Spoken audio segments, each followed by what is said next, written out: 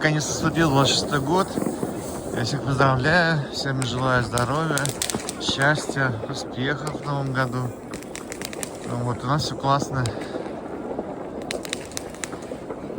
Салют. Даже не надо на поле идти. Все здесь. На Менделеева.